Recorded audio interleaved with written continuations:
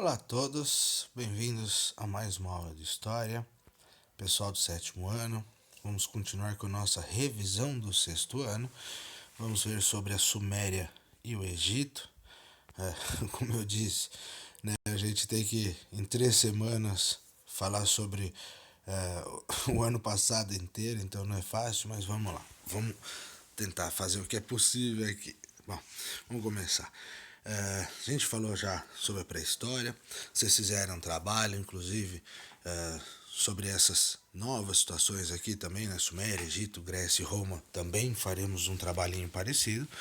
Então, acabou a pré-história, e aí começa o que nós chamamos de Idade Antiga, ou seja, ela começa lá em mais ou menos 4.000 anos antes de Cristo, tem quem coloca um pouco antes, com a invenção da escrita. Bom, a Suméria. Essa aqui, talvez uma das civilizações mais importantes, se não a mais importante que já existiu até hoje, né? Já existiu na história. Foi a primeira grande civilização humana. Alguns colocam ali 6.000 anos antes de Cristo e ficava na Mesopotâmia, Meso, né? Entre, né, mais ou menos ali no meio, Hipotâmia, ou seja, os rios, né, a água. Então ficava entre os rios, essa terra aí ficava entre os rios Tigre e o rio Eufrates. Lógico, esses povos iam precisar dos rios para plantar, cuidar dos bichos e assim por diante. Então o rio era muito importante. Temos aí algumas imagens da Mesopotâmia, do Império da Suméria. E hoje, essa região daí, né, que a Suméria está principalmente ali, se a gente for ver, onde hoje é o Iraque. E os sumérios foram os primeiros a utilizar uma escrita, ou seja, com o surgimento da escrita, na teoria como se falava, o ser humano passando agora a escrever, ele começa a contar a sua história, né? Então acaba aquele período antes da história, ou seja, pré-história. Como eu já disse, povos que não escreviam obviamente tinham história, mas de qualquer forma é assim que os livros trabalham, então vamos lá. Essa escrita que eles desenvolveram na Suméria é a cuneiforme. Escrevia-se em argila, né, tipo um barro. Inclusive tem um vídeo aí que acompanha mostrando mais ou menos como se escrevia. Essa é a escrita ali dessa época. Tipo um livro da época, vou dizer assim, escrito ali na argila, no barro. Na Suméria também surgem as primeiras cidades-estado, algo próximo que hoje a gente pensa como um país, uma nação, tipo isso. As maiores ali, Ur, Uruk e Lagash. Tem aí uma imagem representando mais ou menos ali como eram essas cidades. Na Suméria se desenvolveu a matemática, química, física, astronomia, ou seja, a ciência dá um grande passo. E eles acreditavam num planeta que ainda é desconhecido, lógico, que isso não existe até hoje, né? Não acharam esse planeta até hoje, mas é bastante essa história dos Anunnakis, né? Vamos dizer assim, desses alienígenas, assim, é muito ligada à Suméria até hoje, né? Tem algumas representações que eles faziam nas pedras, aí, tipo da lua, do sol e tal, os astros. Na Suméria também desenvolveram agricultura, ou seja, se eles vão plantar e vão consumir algumas coisinhas, óbvio que algumas coisinhas vão também sobrar, vamos dizer assim, e com essa sobra do que se plantava, lógico, eles acabavam fazendo trocas ou vendiam. E não tem jeito. Surge o comércio, né? E obviamente também vai surgir o tal do rico e o tal do pobre. Aquele que tem mais dinheiro, tem mais posse, tem mais bens, e aquele que tem menos dinheiro, menos posse e menos bens. Tem uma representação da cidade aí da Suméria, absurdo de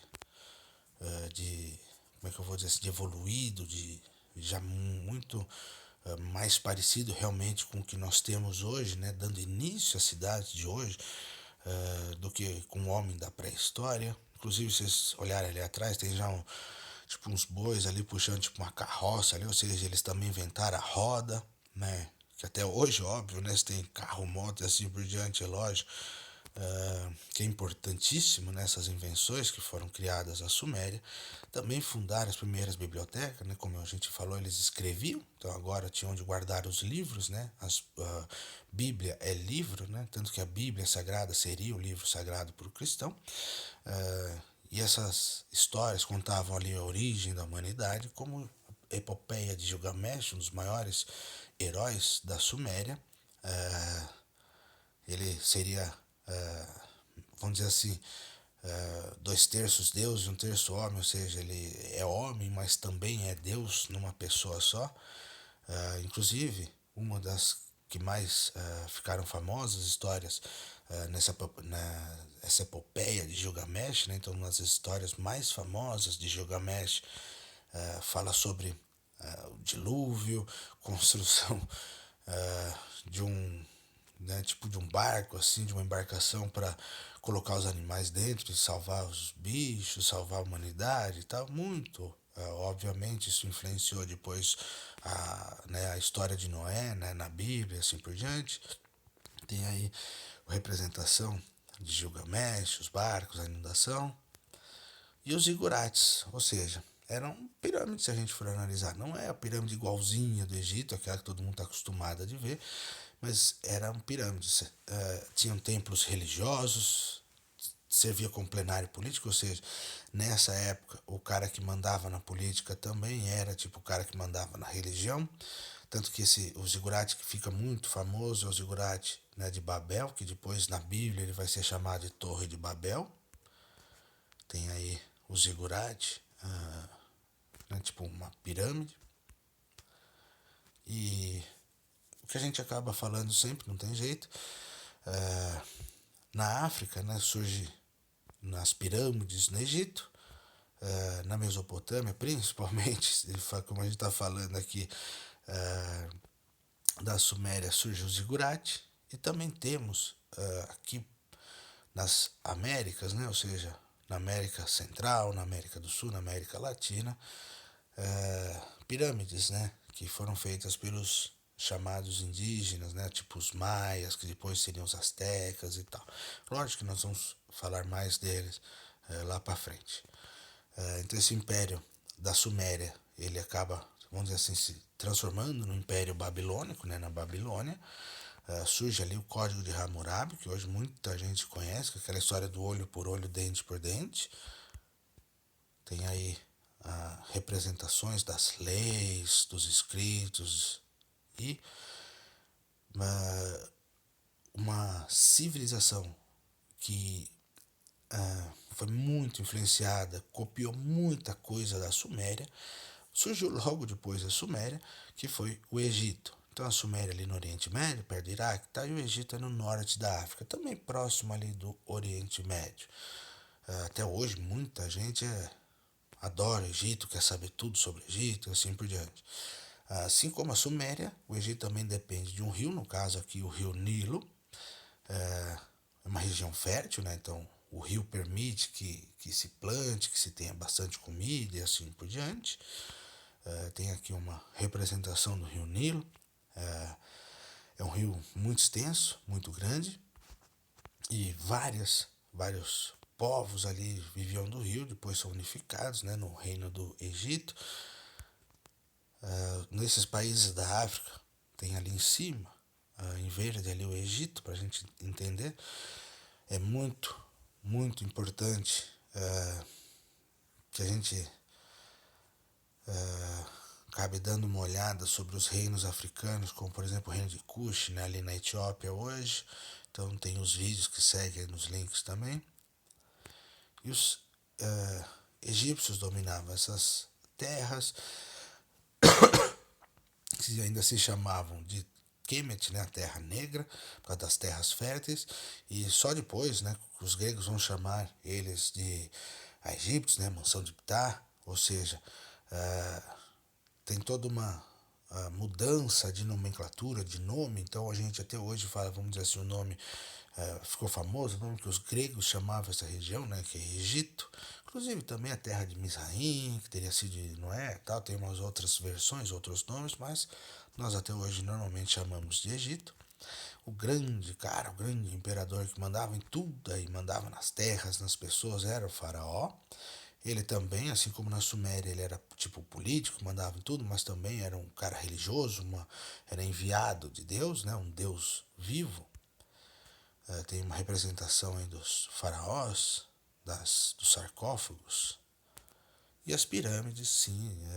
Aqui todo mundo conhece as pirâmides do Egito. São construções que até hoje elas serviam para guardar como de túmulo, né? Tipo assim, então o faraó, né, o grande imperador, o grande rei do Egito ali, ele morria onde que ele ia ser enterrado? Dentro de uma pirâmide.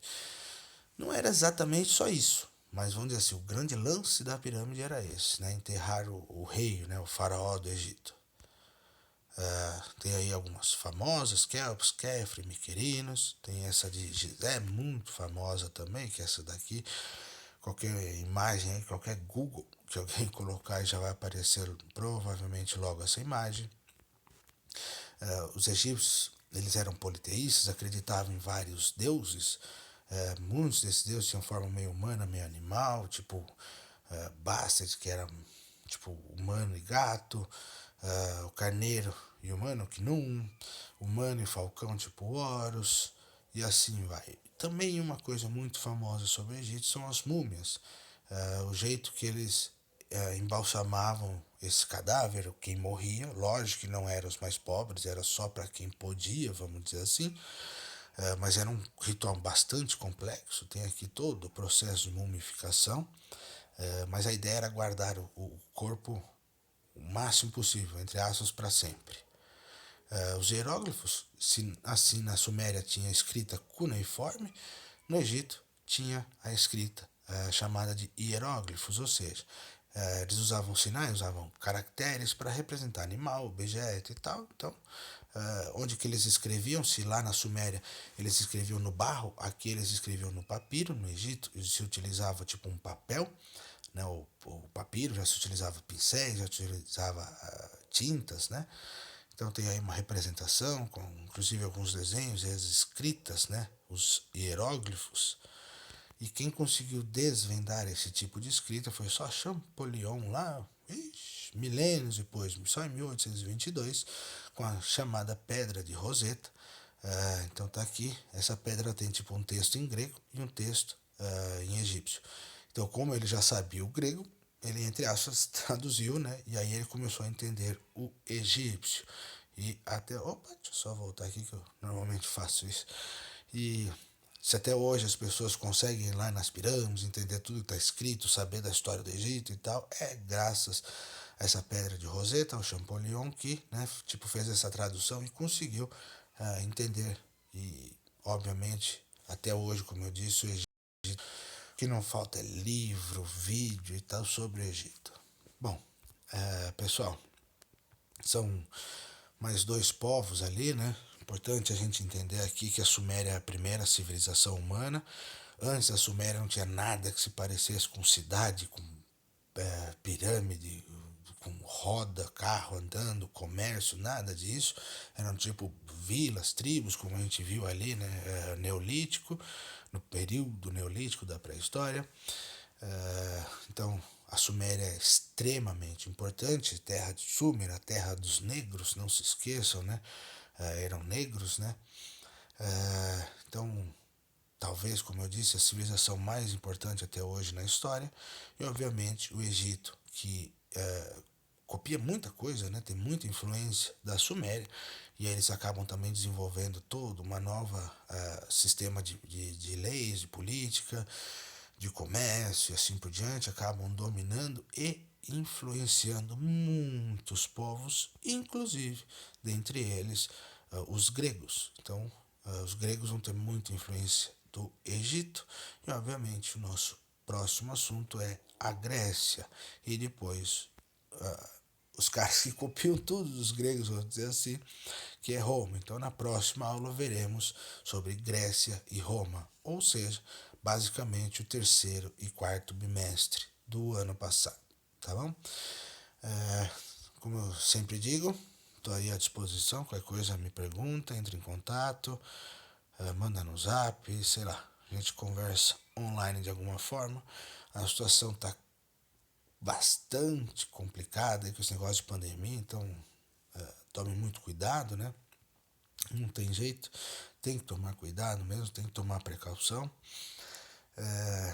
E é isso, faremos um trabalhinho parecido com o que fizemos na aula anterior.